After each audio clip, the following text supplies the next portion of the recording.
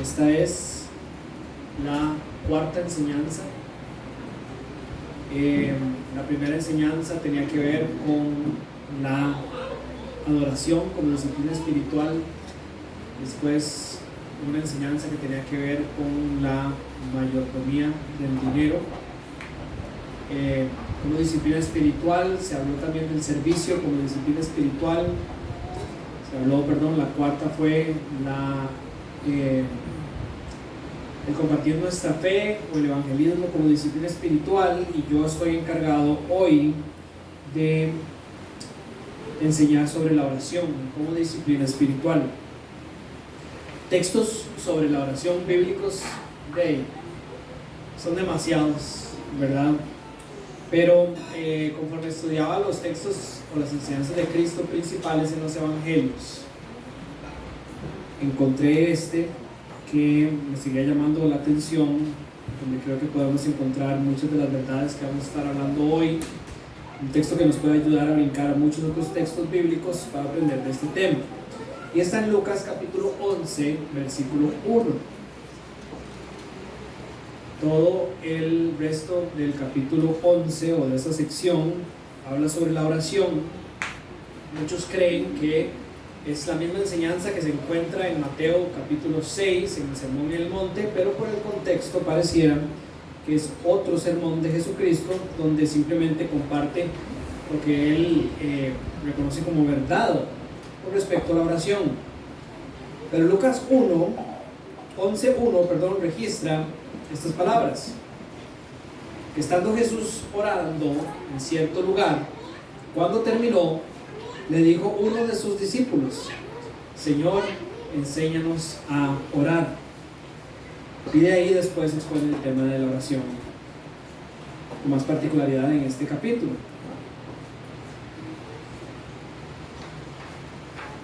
Lo primero que me gustaría hacer es recordar lo que es una disciplina espiritual.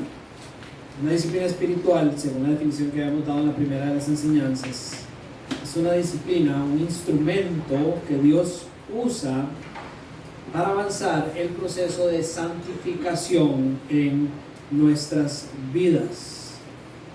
Es un instrumento de gracia. Eso significa, es algo que Dios nos ha dado en su palabra, no algo que han inventado los hombres, sino que Dios ha revelado en su palabra, medio por el cual Dios derrama su gracia, es decir, su favor a aquellos que no lo merecemos, para cada día ser limpios de aquello que nosotros creíamos que era bueno, para ser llenos de lo que es verdaderamente bueno, que es de Él. Las disciplinas espirituales, de manera general, no es algo que Dios nos ha dado para que nosotros ganemos puntos con Él, ¿verdad?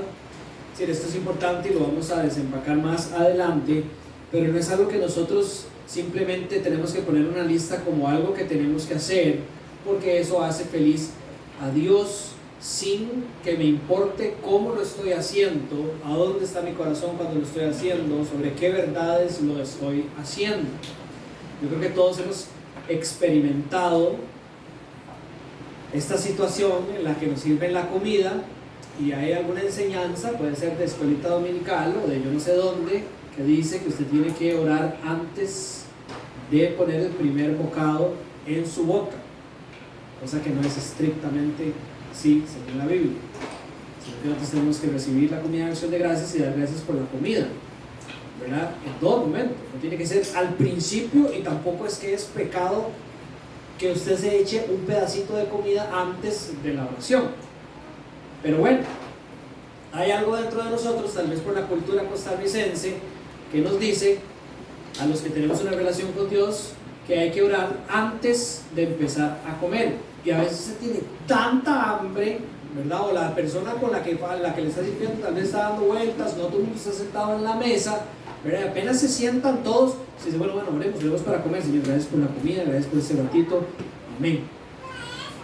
Y usted encuentra satisfacción en haber hecho esa oración porque cree que le cumplió a Dios, es decir, que usted hizo algo que se supone que tenía que hacer, que hace a Dios feliz. Ya oré, ya puedo comer, ya Dios no se va a enojar conmigo si yo comí. Y la oración en el fondo carece de todo el verdadero sentido que tiene de en realidad dar gracias a Dios por servir nuestra mesa, por lo que ha puesto en nuestra mesa, por tener un corazón gozoso por lo que Él nos da y lo que no nos da y demás. La oración, como las otras disciplinas espirituales, nos limpia de este tipo de cosas, de malas prácticas, a través de la palabra de Dios, que habíamos dicho es la que establece todas las disciplinas espirituales. Por ende, aunque no vamos a hacer una enseñanza sobre el estudio y la memorización y la meditación de la palabra de Dios como disciplina espiritual, es necesario tener esa disciplina espiritual para poder practicar todas las demás disciplinas espirituales. Entonces, por medio de la palabra de Dios somos lavados de malas prácticas, de malas costumbres, y llevados a practicar las disciplinas espirituales como somos verdaderamente llamados a hacerlo. Las disciplinas espirituales aumentan nuestra comunión con Dios aquí en la tierra, que en el fondo, yo no sé si usted se ha puesto a pensar, de eso se trata la santificación, de conocer más a Dios para caminar más en los caminos de Dios, que al final nos vamos a dar cuenta que los caminos de Dios son los caminos que caminó Cristo aquí en la tierra. Pero cuando nosotros decimos que la vida del creyente se divide, en dos grandes partes: la salvación para la eternidad y después la santificación, su caminar como creyente el resto de los días aquí en la tierra, no es sin ningún norte en específico, sino que es para verdaderamente crecer en relación con Dios y experimentar aquí en la tierra lo que se supone que todos los cristianos anhelamos, que es estar en la eternidad, en la presencia de Dios, sin nada que nos estorbe. Aquí en la tierra nos estorba la carne, ¿verdad? Le estorba al deseo del espíritu. En el cielo no. Se supone que todos entendemos que odiamos la carne, que deseamos el Espíritu de Dios viviendo plenamente en nosotros, estar en su presencia y compartiendo con Él. Y por eso es que yo creo que si yo pregunto aquí quiénes quieren ir al cielo, todos levantarían la mano. Las disciplinas espirituales, al limpiarnos de nuestra suciedad, al reducir la carne en nosotros, aumenta el espíritu, nos llena de limpieza, nos llena de verdad, y por ende podemos experimentar mejor lo que vamos a hacer allá, aquí en la tierra. Como conclusión, todos los cristianos deberíamos de querer crecer en las disciplinas espirituales. ¿En cuáles? En todas. Las disciplinas espirituales fueron dadas por el Señor para que los cristianos las practiquen todas. Así como habíamos dicho en el sermón, cuando enseñamos el sermón en el monte, que no existe cristiano de 3 bienaventuranzas, sino que todos los cristianos deberían de contar con todas las bienaventuranzas en el inicio del sermón en el monte, en el capítulo 5 de Mateo. No existen cristianos de 3 disciplinas espirituales. No es como que usted va a estudiar las 10 disciplinas espirituales que vayamos a predicar aquí y va a decir, yo me quedo con las primeras 2 porque no son las que me gustan y no son las que me salen bien. Todas son dadas a los cristianos para crecer en ellas, para practicarlas, para disciplinarnos y poderlas llevar cada día más a cabo como Dios quiere. ¿Cómo quiere Dios que las practiquemos? Dios quiere que las practiquemos en espíritu y en verdad. Ese es el tema que sigue ¿verdad? En nuestros oídos a lo largo de esta segunda mitad del año. Estamos viendo cuando oramos al Señor por medio de la música y por las diferentes prácticas aquí en la iglesia. Chelsea habló de eso hace unos minutos. Y cuando estudiamos la adoración, que como disciplina espiritual debería ser parte de la práctica de todas las otras disciplinas espirituales, hablábamos de cómo Jesucristo nos llamó a practicarlas en espíritu y en verdad, basados en el poder del Espíritu, basados en la verdad de Dios para poderlas llevar. Ya vamos a hablar de esto un poquito más adelante. Sobre la oración se dice que es probablemente la segunda disciplina espiritual más importante que hay. Yo soy un poco extraño con ponerlas como en orden, como que esta es más importante que la otra. No me gusta, porque entonces el hombre tiene la naturaleza de empezar a quedarse con las que cree que son las más importantes, y todas son igual de importantes, pero pareciera que sí hay como una estructura en la manera en que Dios las da. Por ejemplo, no hay manera de entender cómo orar o a quién le estamos orando si usted no estudia la palabra de Dios. Por ende, las personas dicen que de la palabra de Dios como disciplina espiritual nace lo necesario para poder practicar las demás disciplinas espirituales de manera correcta. Ahora, otra característica de la disciplina espiritual de la oración es que para mí es la más natural de todos los cristianos, y por ende empieza a caer en un lugar de importancia también muy predominante. ¿Por qué? Porque todo cristiano ha orado.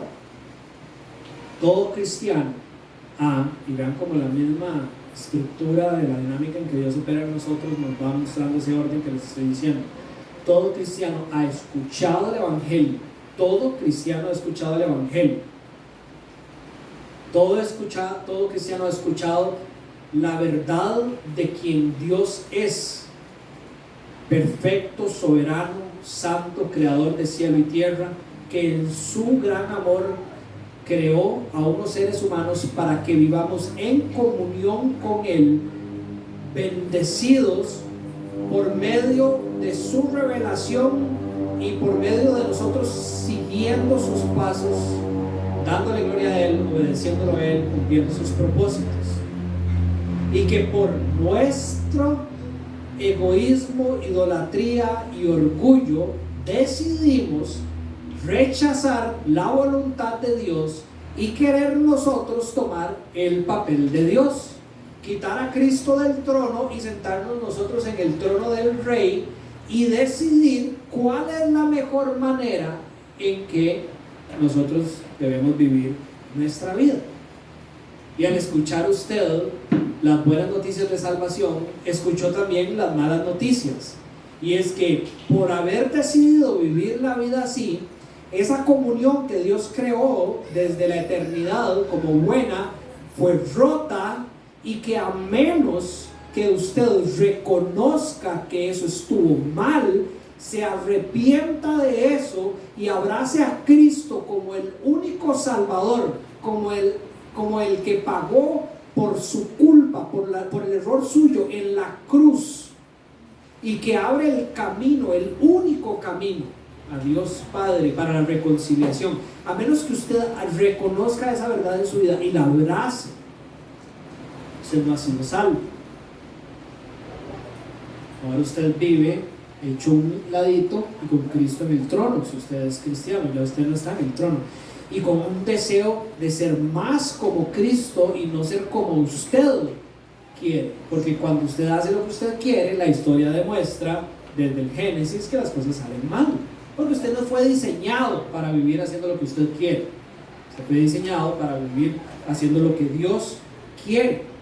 Entonces todos los seres humanos han escuchado del Evangelio y han respondido a ese Evangelio de maneras diferentes, pero si pudiéramos resumirlas, probablemente en algún punto se vio así: Dios, sé que lo que estoy escuchando es verdad, puedo ver cómo eso es verdad en mi vida y quiero cambiar. Eso es orar. Todos los cristianos, naturalmente, con el nuevo nacimiento, siendo esa nueva persona, han orado. Ahora, lo triste es que aunque toda la iglesia dice que sí, podemos ver que es de las más importantes, y todos aquí podríamos admitir que sí, lo hemos hecho naturalmente, aún así es una de las disciplinas que se practica más pobremente dentro de la iglesia. Se practica poco y se practica mal, aunque los cristianos hayan escuchado tanto de ella. Y por eso es que estamos aquí, porque queremos aprender, queremos corregir, queremos ser más como Cristo y dejar que Cristo, por medio de su palabra, nos enseñe a practicar la oración. El texto de hoy nos revela una verdad gigantesca, que espero que usted haya visto, y es que Jesús oraba. Jesús oraba. Como nosotros entendemos que la santificación en el fondo es vivir la voluntad de Dios, y que Cristo vivió la voluntad de Dios de manera perfecta aquí en la tierra, todos deberíamos de desear seguir los pasos de Cristo. Todos debemos desear ser como Dios. Dios quiere que nosotros seamos como Cristo. Romanos 8:29, Gálatas 2:20, Filipenses 2:5, Mateo 11:29, Hebreos 12:1 y 2, Juan 15, versículo 10. Miles de versículos nos llaman a caminar los caminos de nuestro Salvador. Así que nosotros queremos orar porque Jesús oraba. Estando Jesús orando en cierto lugar, nos dice el texto, Jesús entendía claramente la importancia de la oración. Ahora, nosotros entendemos lo que es la oración, así como palabra, es decir, esta palabra de la cual estamos hablando, sabemos de qué se trata. Yo traté de poner alguna definición con mi propia experiencia y mis palabras, y suena algo así. La oración es cada vez que un cristiano se presenta ante Dios con un corazón genuino, honesto, con el fin de comunicarse con Él para tener una relación creciente, fuerte, disfrutar de la relación que uno tiene con Dios. Básicamente la oración ocurre cada vez que hablamos con Dios desde nuestro corazón. Sale por nuestros labios, se crea en nuestra mente, pero del corazón sale dando un aroma agradable a aquel quien la recibe, que es Dios. Es una conversación con Dios. Esta conversación ha sido establecida, diseñada, creada bajo ciertos parámetros que vamos a ver en la vida de Cristo también, pero en el fondo es ir a la presencia de Dios. Todo cristiano, vamos a ver hoy, tiene la capacidad de accesar a la presencia de Dios y comunicarse con Él con claridad, teniendo presente a quien tenemos enfrente, y como resultado de eso dejar que las palabras fluyan de nuestro corazón. Es estar en la presencia de Dios y cerrar los ojos y saber quién Él es, para que de aquí salgan palabras de adoración, palabras de agradecimiento, peticiones, confesiones y demás. Jesús oraba. Ahora, otro paréntesis, porque probablemente algunos de ustedes se estén preguntando ¿por qué Jesús necesitaba orar? Digo que Jesús es Dios, ¿por qué Jesús necesitaba orar? Yo encuentro dos razones claras en la Biblia. Número uno, Jesús necesitaba orar porque Él, como era 100% Dios, también era 100% hombre. Y al ser 100% hombre, de ahí la necesidad natural de aquel que vive en una comunión con Dios de estar en constante comunicación con Él. Y número dos, porque nos estaba modelando y enseñando con un propósito. La bendición de que Cristo haya venido aquí en la tierra a modelar toda la voluntad de Dios para nosotros es con un propósito. ¿Se acuerdan lo que predicaba Álvaro la semana pasada? Dios nos bendice siempre con un propósito. Dios nos bendice con la presencia de Cristo, no solo para salvación, sino que Cristo vive un ministerio aquí en la tierra, dando ejemplo de cómo caminar la voluntad de Dios, para bendecirnos por medio de ese ejemplo, enseñarnos por medio de ese ejemplo. Jesús oraba constantemente con eso en su corazón también. Pero bueno, veámoslo en las características de su vida de oración y entendamos y crezcamos más en el entendimiento de lo mismo. Características de la oración de Jesús. Número uno, Jesús oraba por los demás. Jesús oraba por los demás. Ahora, esta es una lista que usted dirá, hijo, que me viene una lista, es un toque larga, no me la va a aprender. Yo le recomiendo que traiga donde apuntar, porque cuando usted quiere ser como Cristo, quiere empezar a practicar este tipo de cosas. Jesús oraba por los demás. Esto lo encontramos en muchos lados, pero hay ejemplos específicos, como por ejemplo, Mateo 19, versículo 13, dice que trajeron algunos niños a Jesús No porque Jesús no tenía nada más que hacer, no porque estaba demasiado ocupado enseñando un montón de cosas, sino para que intencionalmente Jesús orara por ellos, para que Jesús orara por ellos. Jesús era intencional en orar por los demás. El capítulo 17 de San Juan nos habla sobre esa oración sacerdotal de Cristo, donde no solo ora por Él, sino que ora también por sus discípulos, ora por la iglesia, es decir, ora usted por sus hermanos, ora usted por su iglesia. Jesús ora por una iglesia que no existe todavía. Jesús ora por aquellos que van a venir a su presencia. Ora usted por las personas que todavía no han venido al conocimiento de Cristo o a esta iglesia. Jesús ora por el mundo. Ora usted por las situaciones que están pasando en el mundo. Yo soy una persona que, voy a usar esta palabra para ser claro, porque esta palabra no me gusta tanto, pero odio ver noticias. No odio ver noticias.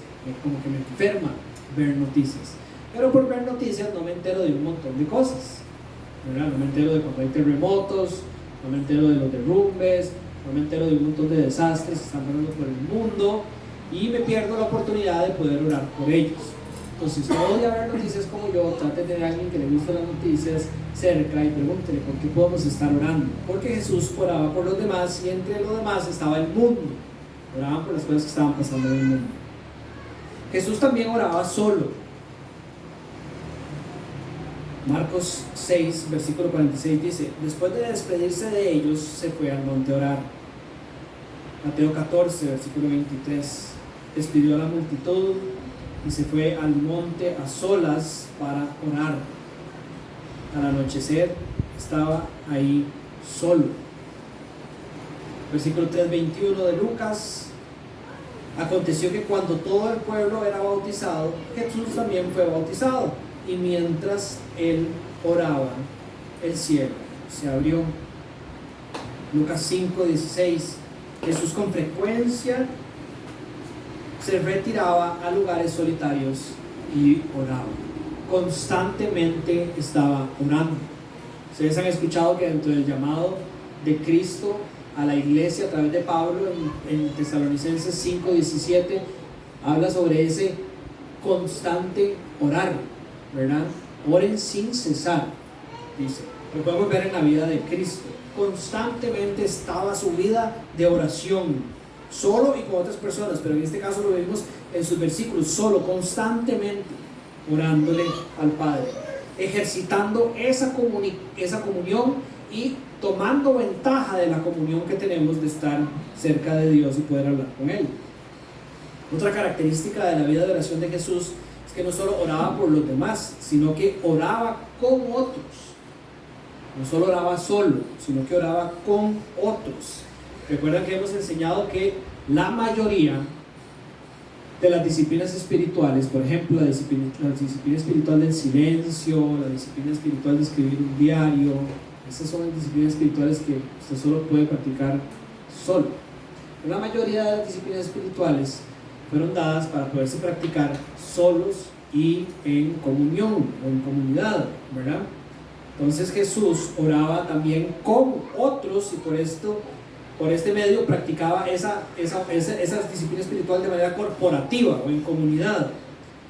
Lucas capítulo 9, versículo 28 dice que Jesús tomó con él a Pedro, a Juan y a Jacobo y subió al monte a orar.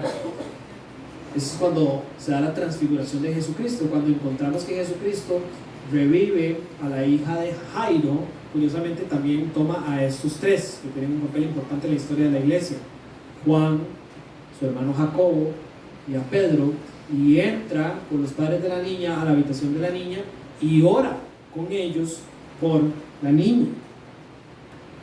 En Mateo 18, versículo 20, ustedes tal vez lo han escuchado, dice que donde 2 o 3 reunidos en mi nombre están, allí estoy yo en medio de ellos. Ahora, se los he dicho varias veces, este versículo es dado en el contexto de la disciplina de la iglesia, es decir, Jesucristo está siempre con nosotros, no es solo cuando hay 2 o 3 que Jesús está con nosotros. Jesucristo vive en nosotros por medio de su Espíritu, está siempre con nosotros aunque estemos solos. No se trata de eso. Jesucristo lo que está diciendo es que Él cree en la importancia y el poder de orar con otros. Y dice, cuando ustedes estén con un tema de disciplina, arreglando un problema entre cristianos, oren juntos, no solos. Porque ya antes hubo una oración para poder acercarse a su hermano, el hermano tuvo que haber orado para haber recibido todo eso, está en Mateo 18. Pero dice, cuando estén en ese momento, júntense 1, 2 y 3 y oren. Y yo estoy ahí, ¿para qué? Para derramar mi gracia. Para derramar mi gracia y que esos problemas se solucionen. Él cree en la importancia de orar con otros. Obviamente lo hemos visto, Jesús oraba regularmente, pero hay que mencionarlo, para que quede ahí claro. Con frecuencia, Él se retiraba a lugares solitarios y oraba. Con frecuencia, está orando con sus discípulos, regularmente. Nosotros, todo esto no es para enterarnos simplemente de la vida de oración de Jesús, es para que nuestra disciplina apunte a ser como la vida de oración de Jesús. Mi ejemplo siempre ha sido el del recordatorio de tomar agua, que se lo había visto a alguien, no me acuerdo quién fue, no sé si fue a Gabo, no me acuerdo quién fue, algún amigo cercano mío que le sonaba el celular a cada rato, le sonaba para decirle, recordarle que tenía que tomar agua. No sé si era alguna recomendación médica o qué, y yo soy pésimo tomando agua, a mí se me olvida tomar agua todo el día, ¿verdad? Entonces hubo un momento donde puse el recordatorio de tomar agua en mi celular para acordarme estar tomando agua. Lo tuve que quitar porque es una locura, ¿verdad? Y después me discipliné un poquito más en el asunto. Pero si su vida apunta a ser como la de Cristo y usted quiere regularmente estar orando y usted es una persona que solo se toma un vaso de oración en la mañana y el resto del día no oró, haga cosas en su vida que lo ayuden a disciplinarse y a mejorar en eso. Jesús oraba regularmente, nosotros deberíamos de orar regularmente, constantemente, estar orando durante el día. También dice que Jesús oraba durante largos ratos, obviamente oraba durante cortos ratos, pero la Biblia registra que pasaba tal vez toda una noche orando, o que oraba hasta el anochecer. En Lucas 6:12 dice que esto que leímos, Jesús fue al monte y pasó toda la noche en oración a Dios. Ahora, usted me dirá, pero es que era Dios, él no tenía que dormir. Mentira. Además, de las historias más increíbles que yo he encontrado en los evangelios es que Jesús estaba dormido en la barca en medio de la tormenta. Cuando uno logra hacer eso, para los que son pescadores, ¿verdad?, y han estado en un mar picado, uno tiene que estar fundido para poderse dormir en un barco en medio de una tormenta. Más que los discípulos que eran pescadores estaban asustados. Él estaba durmiendo, él estaba en su humanidad cansado y necesitaba descansar. Entonces no era como que Jesús decía, yo soy Dios, no tengo que dormir, entonces puedo pasar toda la noche orando. No, él intencionalmente programaba su día y su vida, probablemente su mes, para tener ratos extensos de oración. Podía saber la importancia de esos ratos, él sabía la importancia de esos ratos en sus vidas y por algo los hacía. Por ejemplo, cuando Jesucristo es llevado al desierto por medio del Espíritu para ser tentado, pasó largas horas, días en oración, y por medio de eso la gracia, la fortaleza necesaria para poder superar la tentación que le iba a venir ahí en el desierto. Nosotros deberíamos intencionalmente también programar nuestros ratos de oración, nuestra vida de oración, para de vez en cuando poder sacar horas, y no que simplemente sea como una guava, como me pasa a mí, ¿verdad? De que, qué guava, mis chiquillos se levantaron a las 7, entonces pude orar de 6 a 7. Pero si no, si se levanta a las 6:15, entonces solo 15 minutos. Sí, tenemos que programarnos, porque hay importancia, hay profundidad, hay la gracia, lo diría yo de esta manera, se derrama de una manera distinta y en proporciones distintas si uno pasa largas horas de oración. Ahora usted dirá, pero eso debe ser dificilísimo, ¿ves? ¿Sí? Es como que usted, para los que les gusta correr, corra 1 kilómetro o lo maneja a correr una maratón. Usted no va a empezar a correr una maratón el primer día que corrió. Tiene que disciplinarse para poder llegar a eso, pero tiene que empezar en algún lado, ¿verdad?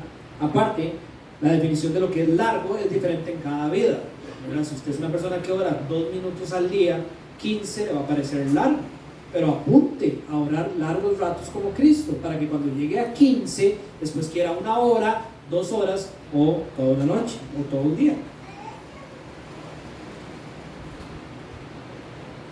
Otra característica que encontramos es que Jesús basaba sus oraciones en la verdad. Lo vamos a ver en los tips, en las aplicaciones al final.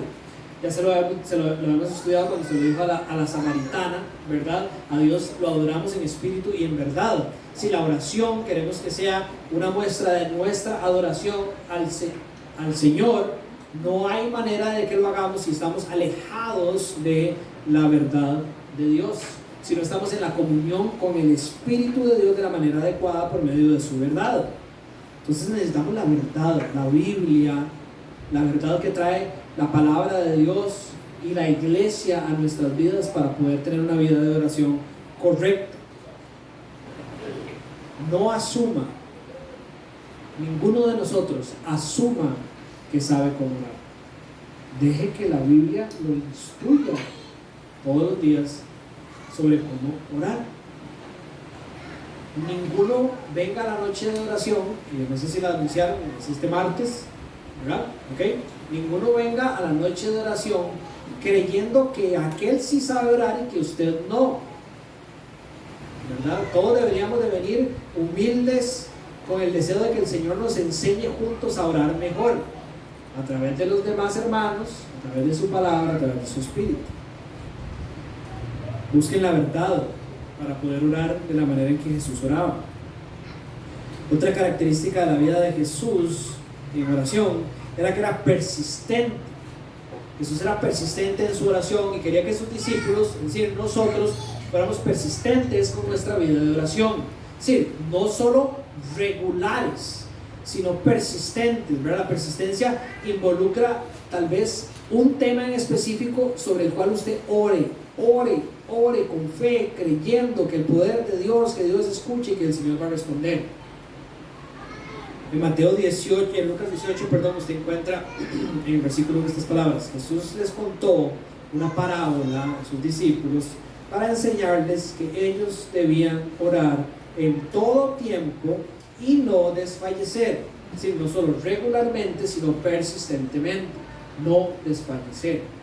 Y nos cuenta la parábola de aquella mujer que va persistentemente a la presencia del juez para solicitarle algo, y al final Jesucristo dice: si este juez, que es un ser humano, que es malo, le respondió a la persistencia de la mujer, imagínense lo que Dios va a hacer en sus vidas. Otra característica es que Jesús creía en que la oración tiene poder. Yo creo que aquí es donde está nuestro talón de Aquiles. Es más, traía una nota aquí que la tenía puesta por acá que decía, una nota de Donald Whitney, un pastor estadounidense, un escritor, dice: cuando hay poca conciencia de la necesidad real, hay poca oración real. Es decir, cuando nosotros no entendemos en la necesidad real que tenemos como seres humanos, no oramos de la manera en que realmente somos llamados a orar, porque no creemos, primero no entendemos lo que necesitamos, y después no creemos que en la oración vaya a haber lo que necesitamos para solventar nuestras situaciones. Pero Jesús sí creía que la oración tenía poder. Mateo 26:41 habla sobre, eso está cuando él está en el huerto de Getsemaní, antes de ser apresado, le dice a sus discípulos: velen y oren para que no entren en la tentación, para que no caigan en la tentación. Jesús sabe que en la oración y en la meditación está el poder necesario para los tiempos difíciles de nuestra vida. Marcos 11:24. Por eso les digo que todas las cosas por las que oren y pidan, crean que ya las han recibido y les serán concedidas. Parecido a lo que dice Juan 15:16, todo lo que pidan al Padre en mi nombre se lo concederá. Porque hay un poder en la oración en el cual nosotros tenemos que creer por fe que tiene efectos en el reino de los cielos. Es decir, nosotros no sabemos cómo sucede, pero la Biblia nos dice que la oración mueve. Si lo pudiéramos decir así, con humildad y entendiendo el lugar de Dios, mueve la voluntad de Dios. Es decir, el Señor pide que le oremos y de esa manera cambia la manera en que el Señor actúa en nuestras vidas. Una famosa conversación, en el fondo podríamos asociarla con la oración en la que Abraham tiene con el Señor, cuando el Señor va con 2 ángeles más antes de destruir Sodoma y Gomorra, ¿verdad? Y él empieza en lo que el Génesis describe como en una negociación, ¿verdad? Que es una conversación, que en el fondo podríamos decir es una oración con el Señor. El Señor viene con una voluntad, dice voy a destruir la ciudad, y Abraham dice, pero si encontramos 50 justos, ok, si hay 50 justos, si encontramos 40, si encontramos 30, 10, 5, y parece que va cambiando la voluntad que traía el Señor y los ángeles, ¿verdad?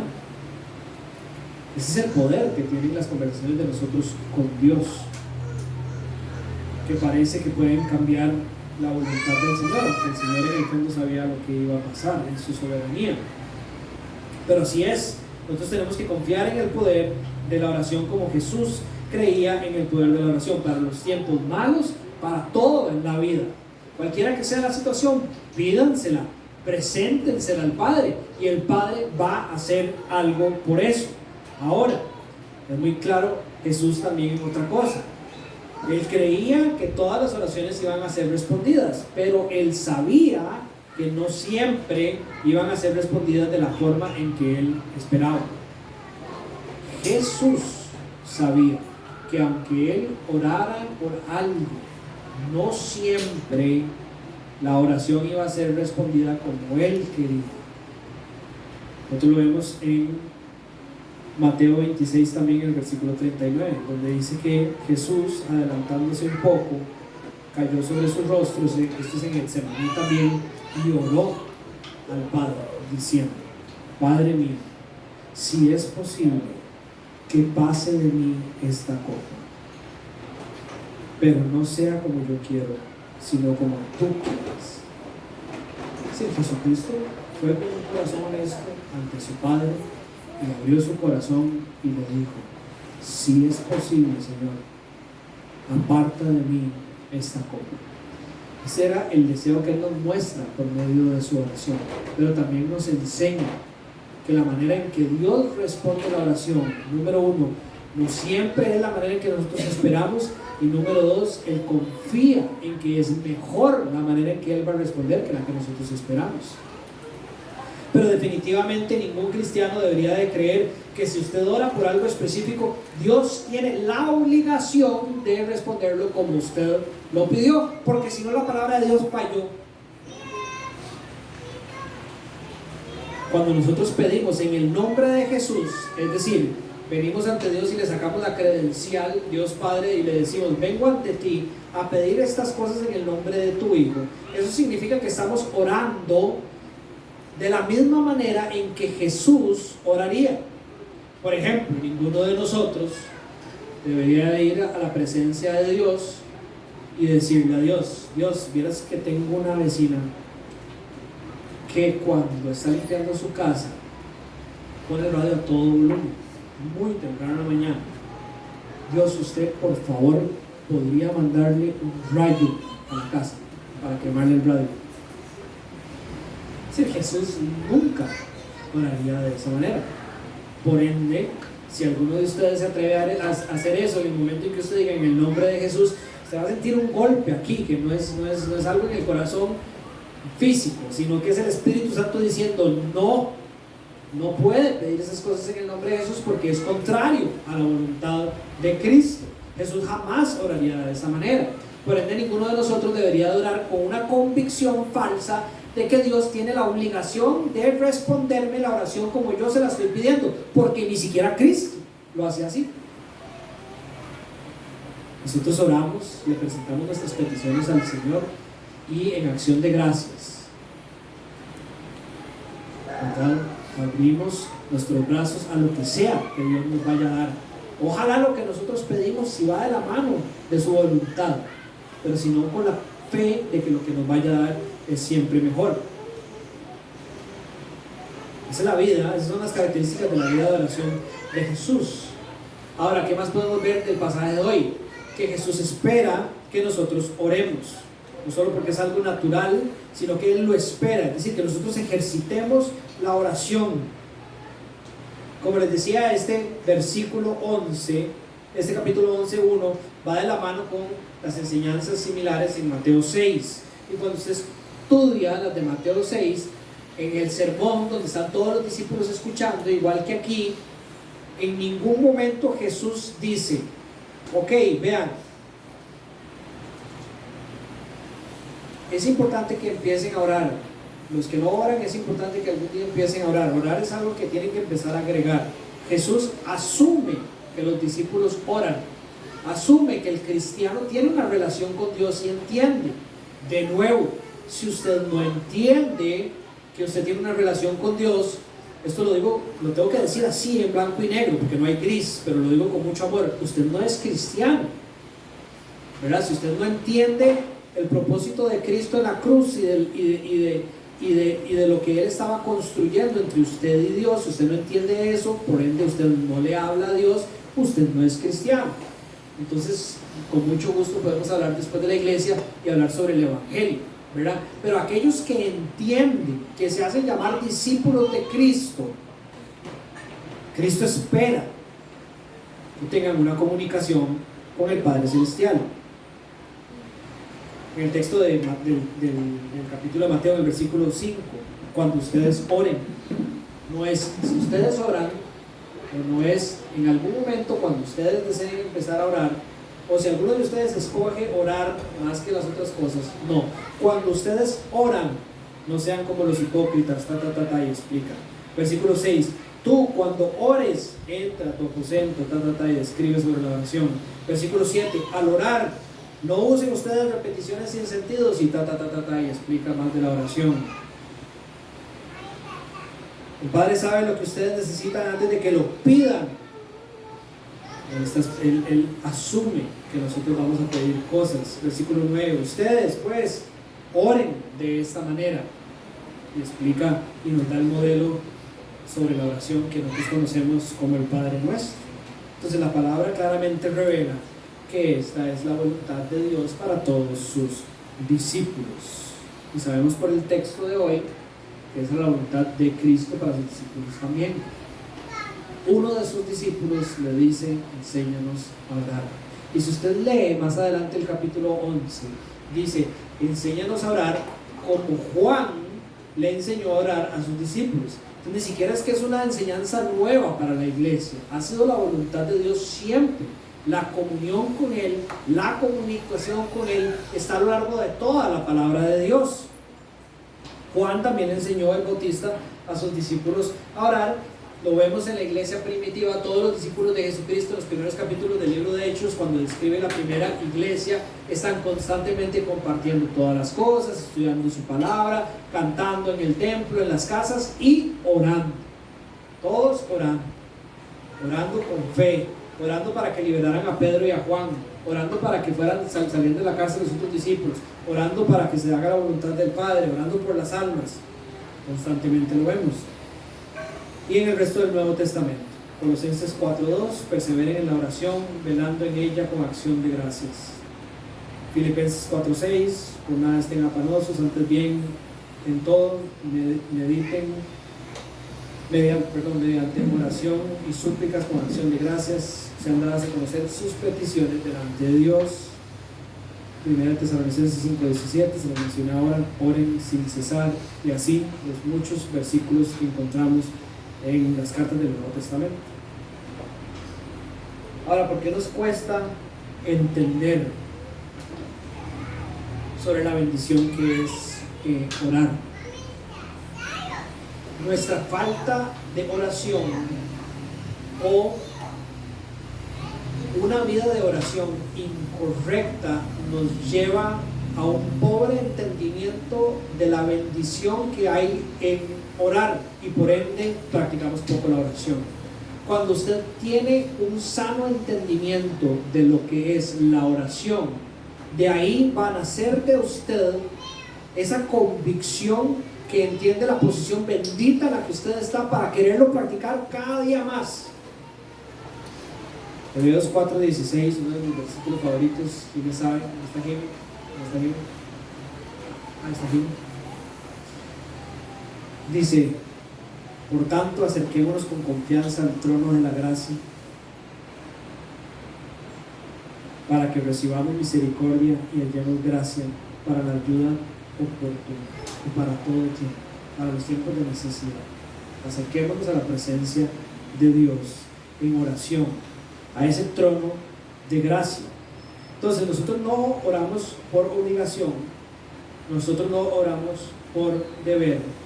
Nosotros deberíamos de orar entendiendo que es una oportunidad y un privilegio de que, según Hebreos 4:16, estamos recibiendo una invitación. Si usted no lo había escuchado antes, hoy lo está escuchando. Usted está recibiendo una invitación. ¿De quién? De aquel que está sentado en el trono, de aquel que derrama gracia sobre todos los creyentes, del Rey, que le está diciendo: acérquese a mi trono para que yo le dé, por medio de esta comunión, todo lo que usted necesita para el tiempo oportuno. Ahora, que está hablando específicamente de la oración, no creo.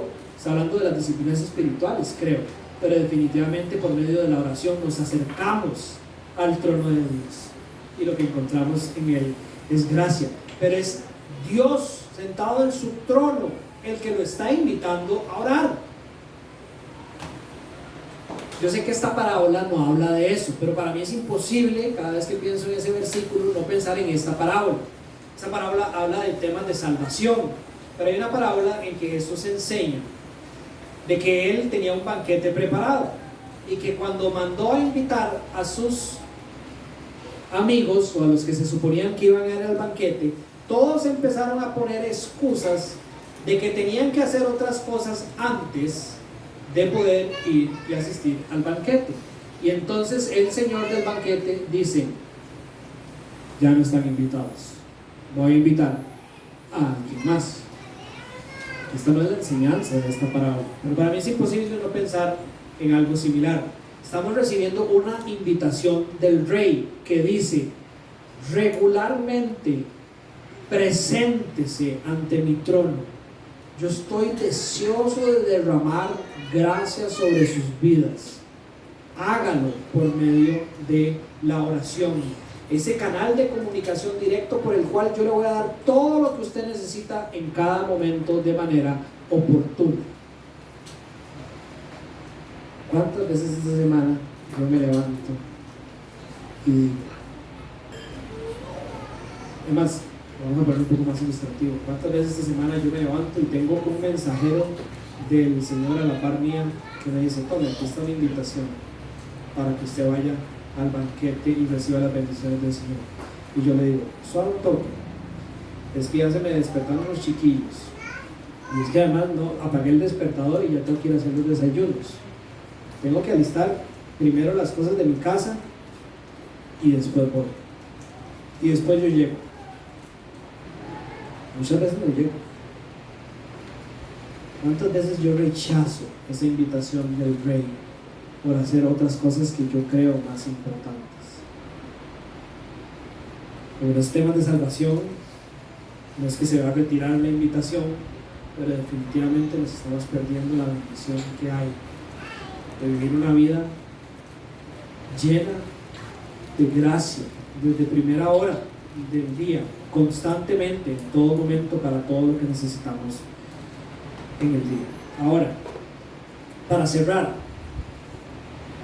el versículo nos muestra dos cosas. Número uno, la oración se aprende. Y número dos, la oración se enseña. Es decir, todos los cristianos deberíamos de entender que tenemos mucho que aprender en nuestra vida de oración, y todos los cristianos deberíamos de entender también que tenemos la obligación, al igual que lo hizo Cristo, al igual que lo hicieron los discípulos de Cristo con la iglesia, al igual que lo deberíamos hacer nosotros, de enseñarles a las personas a orar. Ahora paréntesis, en la noche de oración del martes debería haber más gente que hoy, porque ya ustedes entienden la importancia de la oración corporativa, la necesidad que tienen otros de aprender de su vida de oración, la necesidad que usted tiene de aprender a orar como Jesús oraba. Pero bueno, continuando, todos deberíamos de aprender y querer crecer en la oración. La ilustración que se ha usado durante muchos años es que cuando nosotros nacemos como cristianos, les dije, es algo natural orar. Cuando un bebé nace, es algo natural llorar, y es algo natural del bebé no caminar. Pero nadie espera que ese bebé después tenga 4, 6, 10, 15, 20 años y que siga llorando igual y que tampoco sepa caminar. Todo el mundo espera que el bebé aprenda a hablar y cada día hable mejor, y todo el mundo espera que el bebé aprenda a caminar y cada vez se mueva mejor por la vida. Eso es lo que Dios espera de nosotros. Por ende, todos deberíamos de desear querer hablar mejor y caminar mejor en nuestra vida de oración. ¿Cómo lograr eso? Consejos. Según las enseñanzas de Cristo en Mateo 6, preocúpese por poder llevar su corazón antes que nada a la presencia de Dios. Cuando usted estudia el modelo de oración de Jesucristo en el Padre Nuestro, ¿cómo empieza? Padre Nuestro, santo es tu nombre, ¿verdad? Jesucristo nos está diciendo, repita esa es la fórmula mágica que usted tiene que repetir para ya estar orando súper bien. Jesucristo está modelando la manera en que nosotros podríamos practicar esta disciplina para ejercitarla. Vaya usted y medite en la verdad que hay detrás de que usted puede llamar al Dios creador todopoderoso y soberano de cielo y tierra, dueño de todas las cosas, que sostiene todas las cosas con su poder, Padre. Él es su papá.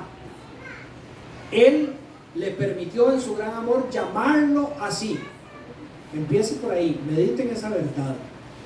Y usted va a encontrar, ¿verdad? Yo a veces me imagino a Alicia en el País de las Maravillas, que se va en un hoyo negro, no oscuro ni tenebroso, pero digamos de profunda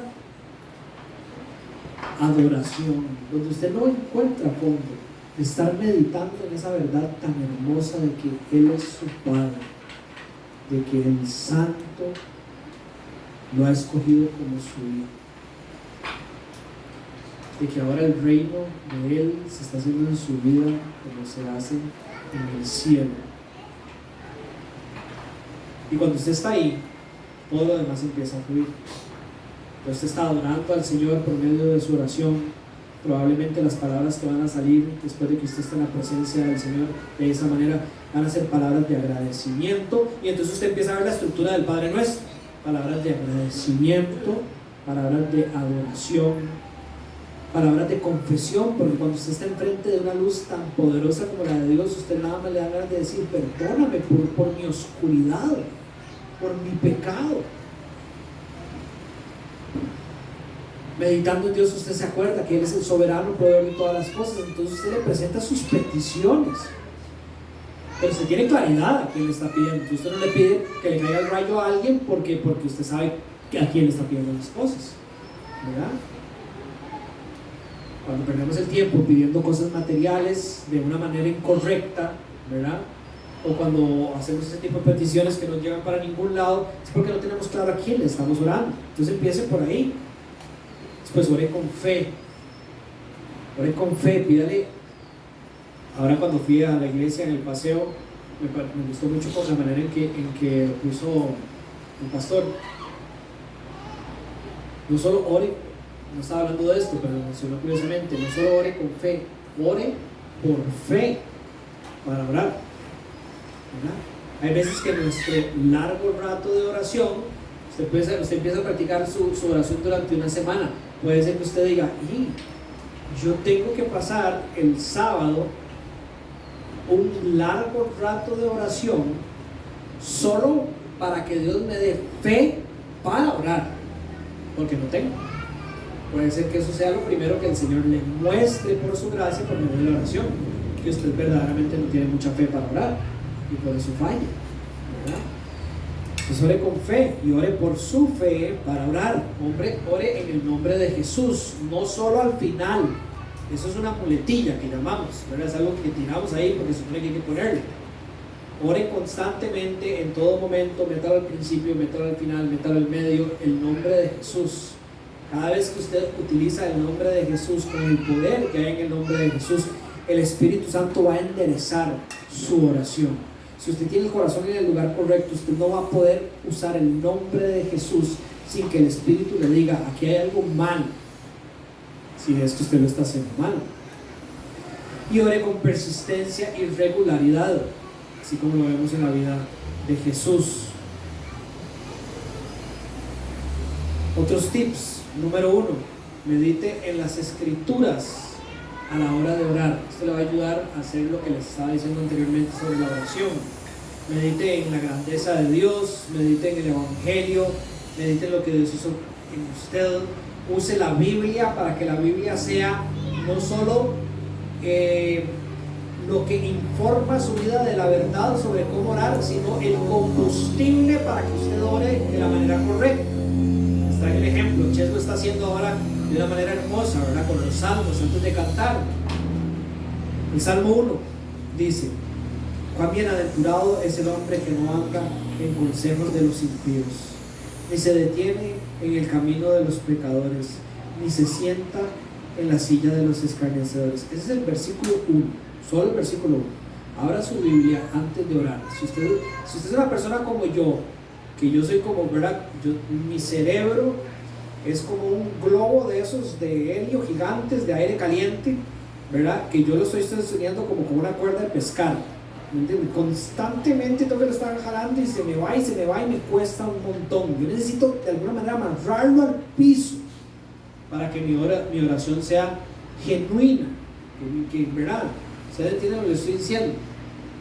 La lectura de la Biblia me ayuda mucho en ese sentido, porque cuando yo leo algo como esto, antes de orar, cuán bienaventurado es el hombre que no anda en el consejo de los impíos. Señor, a esos son los que vos llamas bienaventurados, los que están alejados de los consejos de los impíos. Señor, ayúdame a no estar en el consejo de los impíos. ¿Quiénes son los impíos, Señor? ¿Son personas malas? Los impíos son las personas que no te siguen. Pueden ser personas buenas, pero no siguen tu voluntad. Señor, ábreme los ojos para yo poder ver más allá de la bondad de las personas si siguen tu verdad. Protege mi corazón de las palabras que lleguen a mí, que aunque vengan disfrazadas como un ángel de luz, yo pueda ver lo que son verdaderamente, si es un consejo de impío o si va de la mano con tu verdad para vivir mi vida, porque yo quiero ser alguien bienaventurado ante tus ojos. Esa es solo la parte A del versículo 1 del Salmo 1, que tiene 6 versículos. No se detiene en el camino de los pecadores. Señor, no se detiene en los pecadores. ¿Qué significa eso, Señor? Porque yo no quiero estar alejado de los pecadores, yo quiero estar cerca de los pecadores para mostrarles quién tú eres. Pero tu palabra lo que dice es que no se detiene, si no se quedan ahí. Señor, ayúdame a poder caminar en la senda del pecador y no detenerme ahí, sino mostrarle quién tú eres y poder seguir tus caminos. No detenerme, Señor. No se sienta en la silla de los escarnecedores. De nuevo, tiene que ver con estar ahí, sentado, rodeado de esas personas. Señora, no es la oración del fariseo: Señor, gracias porque no soy como ellos. Qué dicha que yo no soy como ellos, yo soy el bienaventurado, yo no soy el impío, no soy el pecador, no soy el escarnecedor. No, Señor, ese no es el corazón del Salmo, ¿verdad? Y por medio de la palabra, su corazón, cuando usted se encuentra que es Dios el que dice quién es el bienaventurado y quién no, todo ese tipo de cosas, usted lleva su corazón al lugar correcto para orar de la manera en que les estoy diciendo. Otro tip: uno crece en la oración orando. Uno solo crece en la oración orando. Usted acaba de escuchar toda una prédica sobre la oración, y a menos que usted ore, no va a volverse mejor orando, se lo aseguro. El clásico ejemplo es: se puede escuchar a Ben tocando la misma canción en la guitarra todo un año, que usted no va a aprender a tocar guitarra, ¿verdad? Usted tiene que orar para aprender a orar. No va a escuchar a las personas orando, no va a escuchar charlas sobre la oración. Sin orar, usted nunca va a aprender a orar. Solo se crece orando, solo se crece en oración orando. Después uno crece orando con otros. Ya lo vimos en el testimonio de Jesús. El Proverbio 13:20 dice: el que anda con sabios será sabio, pero el compañero de los necios sufrirá daño. Si usted quiere crecer en algo que es sabiduría de Dios, que es la oración, júntese con las personas que oran. La oración es buena. Busque personas cerca de su vida que les guste la oración y ore con ellos. No repita sin sentido. Esto puede ser parte de la cultura de muchos de ustedes si fueron criados católicos como yo, ¿verdad? No se trata de la repetición sin sentido. Los católicos que nos hemos hecho protestantes ahora a veces caemos en el error de que, aunque no repetimos el Padre Nuestro 4 veces, 10 veces, o el Ave María 40 veces, repetimos la misma estructura de la oración no sé cuántas veces. Entonces oramos primero, le damos gracias a Dios por el día, después le damos gracias a Dios por la vida, después le damos gracias a Dios por la esposa, después por los hijos, después por las cosas que tenemos, le pedimos las cosas y vámonos. Y tenemos como esa estructura sobre la cual nos montamos y repetimos, sin la necesidad de ir nunca a nuestro corazón a ver qué es verdaderamente lo que el Señor quiere.